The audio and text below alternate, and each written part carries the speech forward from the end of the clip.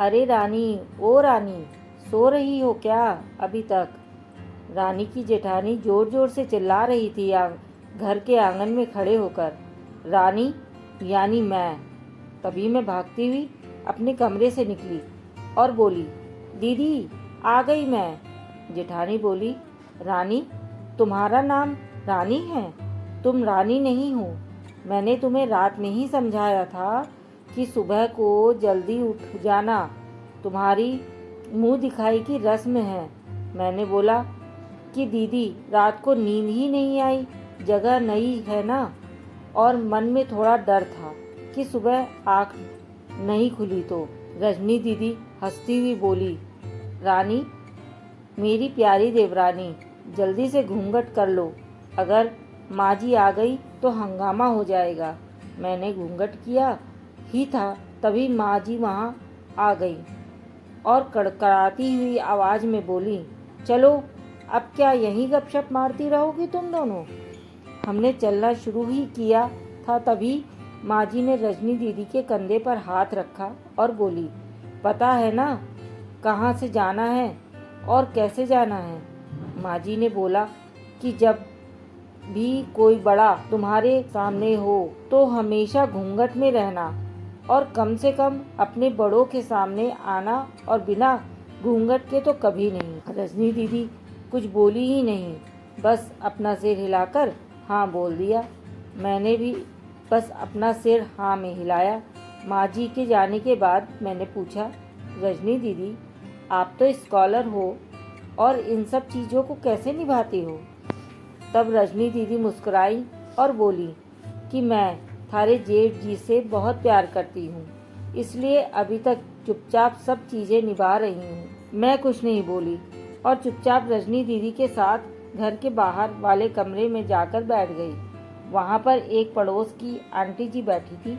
वो बोली कि यह कैसी बहू आई है, ससुर जी सामने खड़े हैं और ये यहाँ बैठी है, मुझे कुछ समझ में नहीं आया। मतलब रजनी दीदी बोली कि आंटी जी अभी नई बहू है, यहाँ के रीति रिवाज सीखने में थोड़ा समय लगेगा। रजनी दीदी मुझे वहाँ से उठाकर मेरे कमरे में छोड़ेंगी। 6 महीने यूं ही छोटी छोटी चीज़ों में बीत गए। फिर एक दिन मैं राहुल के साथ साड़ी लेने गई।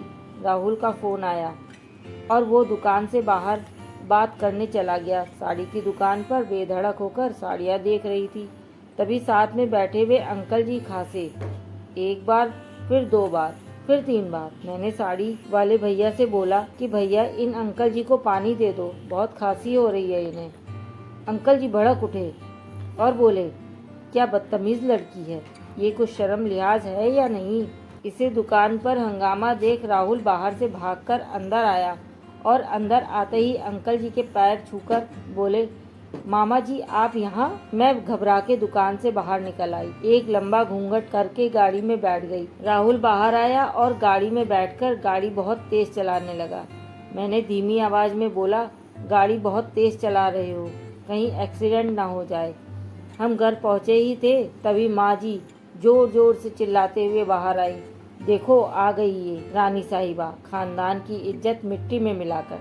तभी रजनी दीदी आई और बोली, माँ जी मेरे शादी को 6 साल हो गए, मैं अभी तक मामा जी को नहीं जानती, ये कैसे जानेगी? माँ जी जोर से चिल्लाई, देखो कैसे चपड़ चपड़ जवान चला रही है इस रजनी की भी।